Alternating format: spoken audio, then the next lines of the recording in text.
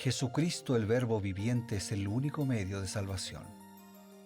Él es el centro del pensamiento de nuestra vida, la fuente y la autoridad de la doctrina. El principal propósito de la vida de Cristo fue la obediencia a los mandamientos, exaltando la ley de Dios como un reflejo de su carácter. El principal mensaje a ser predicado en el mundo, basado en Apocalipsis 14, está representado por 3 ángeles llevando el Evangelio eterno al mundo entero. Este mensaje se basa en los encantos inigualables de Cristo y declara que la hora del juicio ha llegado y llama a obedecer los mandamientos de Dios. Mediante su palabra, Dios ha comunicado a los hombres el conocimiento necesario para la salvación. Las Santas Escrituras deben ser aceptadas como dotadas de autoridad absoluta y como revelación infalible de su voluntad.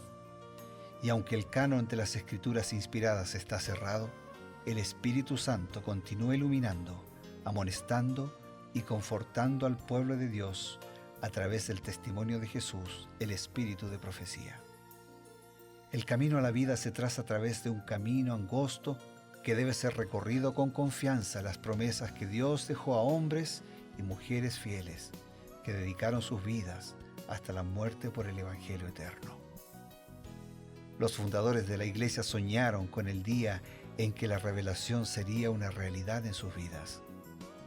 Miraron con los ojos de la fe a aquel día glorioso cuando finalmente la promesa sería cumplida en la venida magistral de Jesucristo a esta tierra para recompensar a cada uno según sea su obra.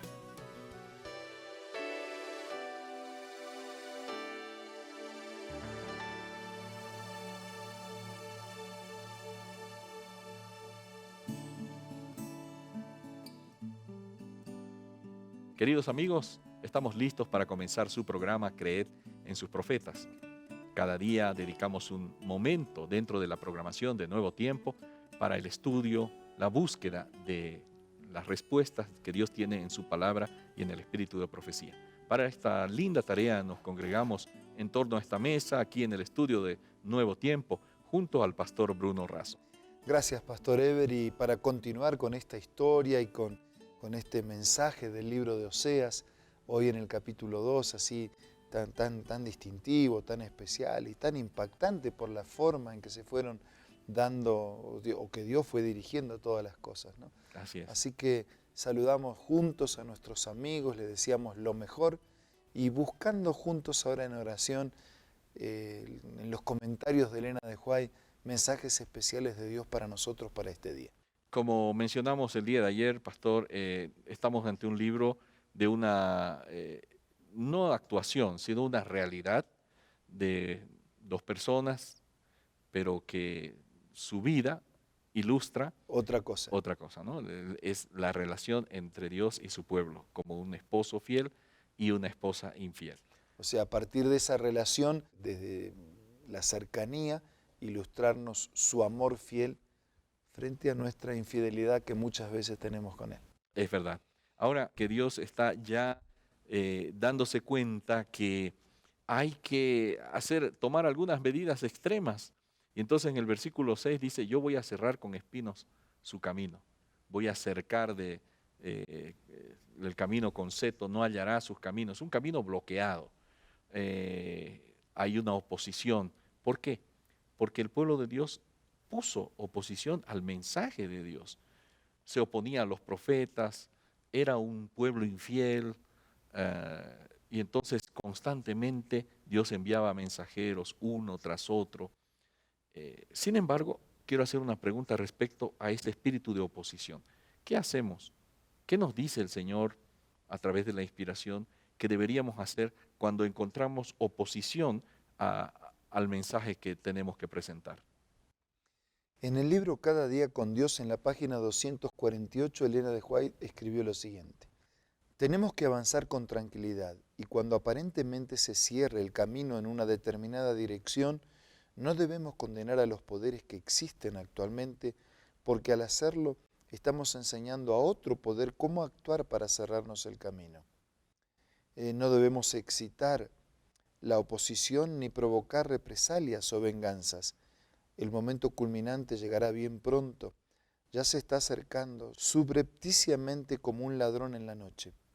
Y podemos presentar verdades bíblicas que no provoquen las fuerzas opositoras que ya están actuando. Es decir, nosotros no tenemos que provocar la oposición, Claro. no tenemos que provocar la persecución. Ahora, cuando nos mantengamos y hacemos lo que tenemos que hacer, naturalmente va a surgir oposición. Y llegará el momento en que además de la oposición va a surgir la persecución, como ya ocurrió en el pasado, en los tiempos apostólicos o en los tiempos de la Reforma o en tantos otros tiempos. Pero no somos nosotros, por nuestra forma, por soberbia o por un mal proceder, que tenemos que provocar la persecución o despertar la oposición. También significa que puede ser que nosotros como cristianos, cuando vemos que alguien cierra el camino, y obviamente innecesariamente porque queremos predicar un mensaje de verdad, pero la persona no está dispuesta, o de repente un grupo, puede ser un grupo religioso, levanta la oposición. mm, Por allí he escuchado, hay ejemplos de personas que tal vez no reaccionaron de manera muy positiva y quisieron recurrir a otros elementos para poder contrarrestar esa oposición, pero eso fue muy contraproducente, ¿no? Dios nos está diciendo aquí que no debemos hacer eso. Porque cuando damos un paso en una dirección equivocada, después necesitamos dar un par de pasos más. Y cada vez la complicamos más. Claro, y en vez de arreglar la situación a través de un testimonio de paciencia, lo podemos empeorar y la oposición se puede levantar aún peor. Y eso sería contradictorio al mensaje que tenemos que dar. Correcto. Pero más adelante, el propio profeta allí, tomando la persona de Dios, dice, yo voy a castigar a mi pueblo, lo voy a castigar porque había días en que en vez de adorarme a mí, adoraba a los Baales.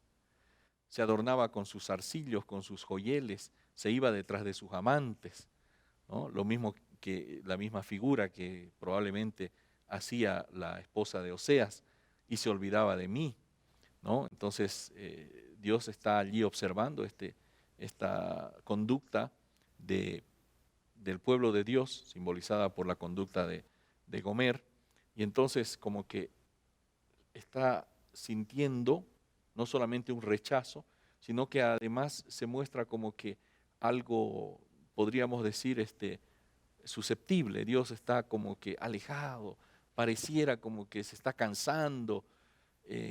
¿Será que Dios en algún momento está lejano? ¿Será que Jesús en algún momento dice, me cansé de este pueblo?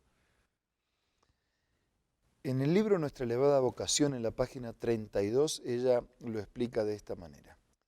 Muchos se quejan de que Jesús está muy lejos. ¿Quién lo ha colocado tan lejos? ¿No ha sido vuestra propia conducta la que os ha separado de Jesús? Él no os ha olvidado, sino que vosotros le habéis olvidado a Él para dedicar vuestras preferencias a otros. Cuando erráis de un lado a otro y estáis encantados con la voz del seductor y fijáis vuestros afectos sobre una cosa sin importancia, estáis en peligro de perder vuestra paz y confianza en Dios. Entonces es cuando Satanás os presenta el pensamiento de que Jesús os ha olvidado, pero no habéis olvidado vosotros a Jesús. No nos atrevamos a dejar que su nombre languidezca en nuestros labios y su amor y recuerdo muera en nuestros corazones. O sea, a veces pasa que no asistimos a la iglesia, faltamos de vez en cuando. Entonces, dejamos de alimentarnos, nosotros nos vamos alejando del Señor. Y después cuando enfrentamos las consecuencias de ese alejamiento, lo que pasa es que el Señor se olvidó de mí. No, nosotros nos olvidamos de Él. Él nunca se olvida de nosotros. La Biblia es muy clara, dice, una madre podría ser que se olvide de su hijo, pero el Señor no se olvida de nosotros.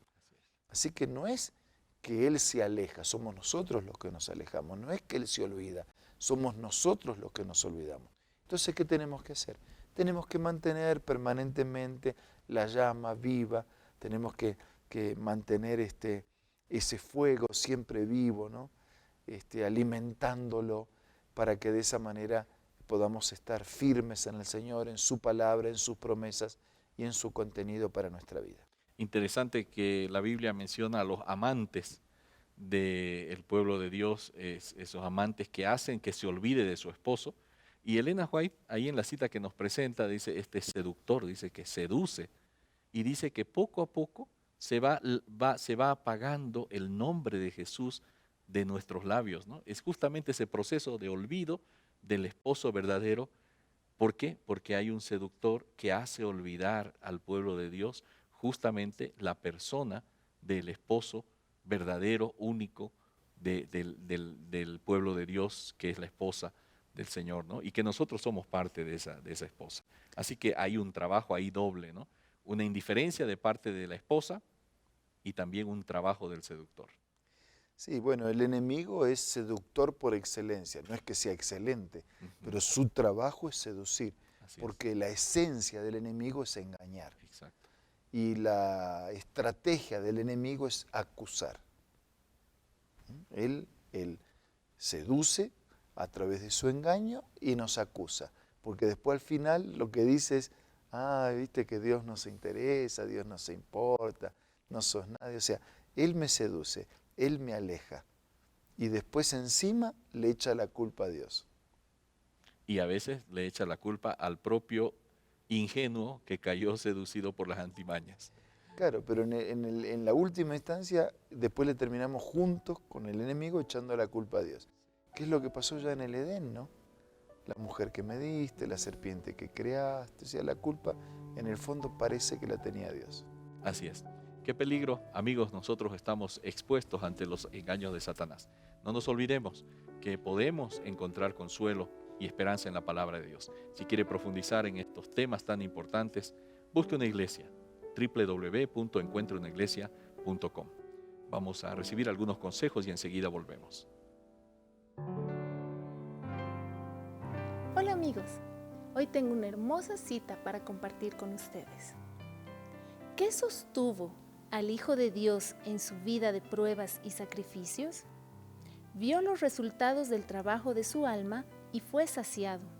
Mirando hacia la eternidad, contempló la felicidad de los que por su humillación obtuvieron el perdón y la vida eterna. Su oído captó la aclamación de los redimidos.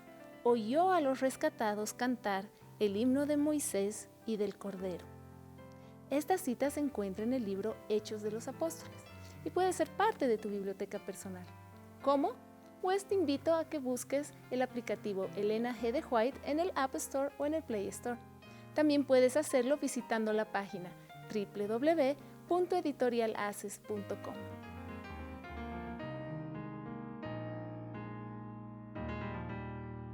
Gracias amigos por continuar con nosotros. Esto es Creed en sus profetas, en Nuevo Tiempo, la señal de esperanza. Hemos reservado unos instantes para volver a presentarles una invitación. Porque nuestra lucha no es contra alguien de sangre, carne a quien vemos, sino contra las potestades, contra las tinieblas, contra el mismo demonio, contra el mismo Satanás. Entonces, revistámonos de toda la armadura de Dios para estar firmes. Su palabra, la oración, la comunión con Él, la asistencia a la iglesia, el compartir la fe. Revistámonos de toda la armadura de Dios. Ahora vamos a orar. Señor, gracias por mostrarnos que hay un seductor, que hay un engañador y un acusador. Pero también gracias por mostrarnos que hay un consolador, que hay un Padre que nos ama, que hay un poderoso que quiere estar a nuestro lado para que seamos vencedores. Bendícenos para que podamos revestirnos de toda la armadura de Dios y estar firmes. Oramos agradecidos en el nombre de Jesús. Amén. Amén. Amigos, gracias por acompañarnos. Esto ha sido Creed en sus profetas. El día de hoy nos despedimos con la esperanza y la promesa, Dios mediante, de encontrarnos el día de mañana a través de Nuevo Tiempo, la señal de esperanza.